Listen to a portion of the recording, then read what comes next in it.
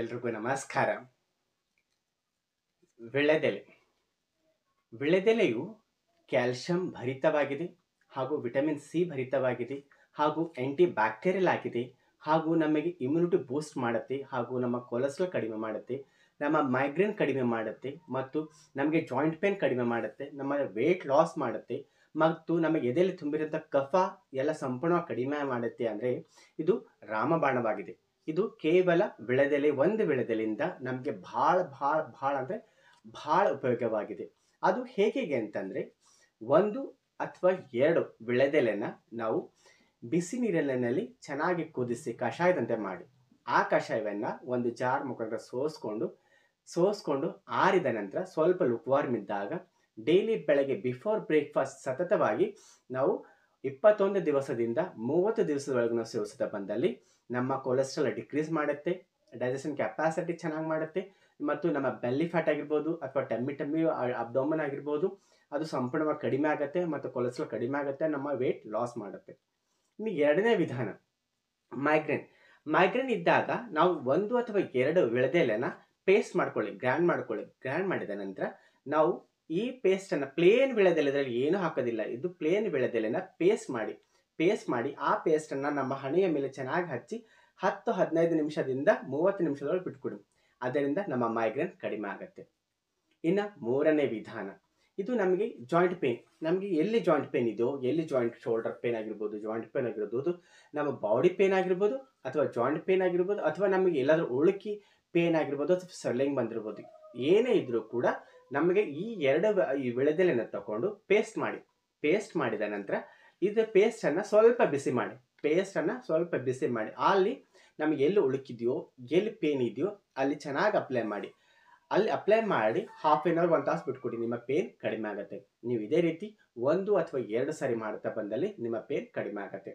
ಇನ್ನು ಮೂರನೇ ವಿಧಾನ, ನಮಗೆ ಭಾಳ ಅಸ್ತಮ ಇದೆ, ಕೆಮ್ಮಿದೆ, ಕಫ ಇದೆ ಅಂತಂದಾಗ 1 ಅಥವಾ 2 ವಿಳೆದೆಲೆನ ಒಂದು ನೀರಿನಲ್ಲಿ ಚೆನ್ನಾಗಿ ಕುದಿಸಿ, ಒಂದು ಬವೆಲ್ನಲ್ಲಿ ಹಾಕಿ 2 ಹನಿ ಎಲೆನ ಹಾಕಿ ಚೆನ್ನಾಗಿ ಕುದಿಸಿದ ನಂತರ ನೀವು ಅದರ ಸ್ಟೀಮನ್ನು ತಗೊಳ್ಳಿ.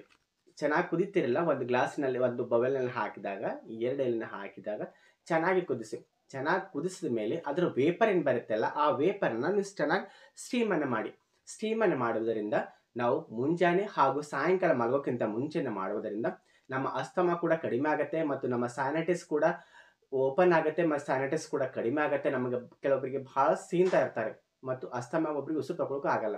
ಸೊ ಅಂಥ ಸಂದರ್ಭದಲ್ಲಿ ನಾವು ಮುಂಜಾನೆ ಹಾಗೂ ಮಧ್ಯಾಹ್ನ ಹಾಗೂ ಸಾಯಂಕಾಲ ಮಲಗೋಕ್ಕಿಂತ ಮುಂಚೆ ನಾವು 3 ಟೈಮ್ಸ್ ಇನ್ ಎ 3 ಡೇ ಮಾಡುತ್ತಾ ಬಂದಲ್ಲಿ ನಮಗೆ ಅಸ್ತಮನ ಕಂಟ್ರೋಲಿಗೆ ಬರುತ್ತೆ. ನಮ್ಮ ಫುಪ್ಪಸಲ್ಲಿ ಉಬ್ಬಿರುತ್ತೆ ಅಲ್ಲ, ಅದೆಲ್ಲ ಓಪನ್ ಆಗಿ ನಮ್ಮ ಫುಪ್ಪಸೆಲ್ಲ ಥಿನ್ ಆಗುತ್ತೆ ಮತ್ತು ನಮಗೆ ಉಸಿರಾಡಲು ಚೆನ್ನಾಗಿ ಬರುತ್ತೆ ಮತ್ತು ನಮ್ಮ ಶ್ವಾಸಕೋಶಗಳು ಕ್ಲೀನ್ ಆಗುತ್ತೆ, ನಮಗೆ ಕಫನೂ ಕಡಿಮೆ ಆಗುತ್ತೆ ಮತ್ತು ಶ್ವಾಸನಾಳ ಕೂಡ ಕ್ಲೀನ್ ಆಗುತ್ತೆ, ಸೈನಟಸ್ ಕೂಡ ಕಡಿಮೆ ಆಗುತ್ತೆ. ಇನ್ನು ನಾಲ್ಕನೇ ವಿಧಾನ ಏನಂದರೆ, ನಮಗೆ ಭಾಳ ಜನ ಕಫ್ ಇದ್ದಾಗ ನಮಗೆ ಉಸಿರು ತಗೊಳ್ಳೋಕ್ಕೂ ಬರಲ್ಲ, ನಮಗೆ ಕಂಟಿನ್ಯೂಸ್ ಕೆಮ್ತಾ ಇರ್ತಾರೆ ಮತ್ತು ಅಂಥ ಸಂದರ್ಭದಲ್ಲಿ 1 ಅಥವಾ 2 ವಿಳೆದೆಲೆಯನ್ನು ಚೆನ್ನಾಗಿ ಕುದಿಸಿ ಕಷಾಯ ಮಾಡಿ ಆ ಕಷಾಯವನ್ನು ನಾವು ಸೇವಿಸೋದರಿಂದ ಮುಂಜಾನೆ ಹಾಗೂ ಮಧ್ಯಾಹ್ನ ಹಾಗೂ ಸಾಯಂಕಾಲ ಊಟದ ನಂತರ ನಾವು ಸೇವಿಸ್ತಾ ಬಂದಲ್ಲಿ ನಮಗೆ ಕಫ ಕೂಡ ಕಡಿಮೆ ಆಗುತ್ತೆ. ಇನ್ನು 5ನೇ ವಿಧಾನ, ಕೆಲವೊಂದು ಮಕ್ಕಳಿಗೆ ಉಸಿರು ತಗೊಳ್ಳೋಕ್ಕೂ ಬರಲ್ಲ, ಕಫ್ ಆಗಿರುತ್ತೆ, ಕೋಲ್ಡ್ ಆಗಿರುತ್ತೆ.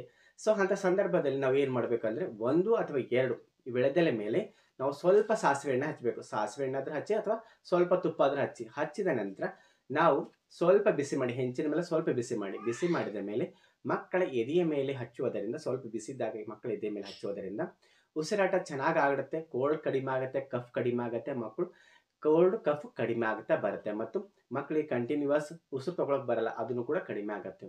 ಮತ್ತು ನಮಗೆ ಇದು ವಿಳೆದೆಲೆಯಿಂದ ನಾವು ದಿನನಿತ್ಯದಲ್ಲಿ ಊಟದ ನಂತರ ನಾವು 7ನೇ ವಿಧಾನ ಇದು ಏನಂತಂದರೆ, ನಾವು ಡೈಲಿ ಊಟದ ನಂತರ 1 ಅಥವಾ 2 ಪ್ಲೇನ್ ವಿಳೆದೆಲೆನ ತಿನ್ನುವುದರಿಂದ ನಮಗೆ ಊಟ ಮಾಡಿರೋದಂತ ಈಸಿಲಿ ಡೈಜೆಸ್ಟ್ ಆಗುತ್ತೆ, ಯಾವಾಗಲೂ ನಮ್ಮ ಟಮ್ಮಿಯನ್ನು ಸಾಫ್ಟ್ ಆಗಿರುತ್ತೆ ಮತ್ತು ಯಾವಾಗಲೂ ನಮಗೆ ಈಸಿಲಿ ಡೈಜೆಸ್ಟ್ ಆಗುತ್ತೆ, ನಮ್ಮ ಹೊಟ್ಟೆ ಭಾರ ಅನಿಸೋದಿಲ್ಲ ಮತ್ತು ಕೊಲೆಸ್ಟ್ರಾಲ್ನ ಸೇವ್ ಮಾಡ್ತಿರೋಂಥ ನಾವು ಊಟ ಮಾಡಿದ್ದನ್ನು ಅದು ಈಸಿಲಿ ಡೈಜೆಸ್ಟ್ ಮಾಡಿ ಹೊರಗೆ ಹಾಕ್ತಾ ಇರುತ್ತೆ ಮತ್ತು ನಮ್ಮ ಹೊಟ್ಟೆ ಯಾವಾಗಲೂ ಸಾಫ್ಟ್ ಆಗಿರುತ್ತೆ ಮತ್ತು ಈಸಿಲಿ ಡೈಜೆಸ್ಟ್ ಆಗುತ್ತೆ ಮತ್ತು ನಮ್ಮ ಬಾಡಿಯಲ್ಲಿ ಇಮ್ಯುನಿಟಿ ಬೂಸ್ಟ್ ಮಾಡುತ್ತೆ, ರೋಗ ನಿರೋಧಕ ಶಕ್ತಿ ಇನ್ಕ್ರೀಸ್ ಮಾಡುತ್ತೆ.